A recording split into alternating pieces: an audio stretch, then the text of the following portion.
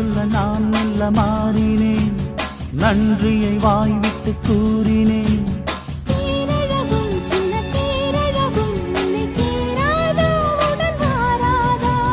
மானழகும் கெண்டை மீனழகும் கண்கள் காட்டாதா, இசை கூட்டாதா?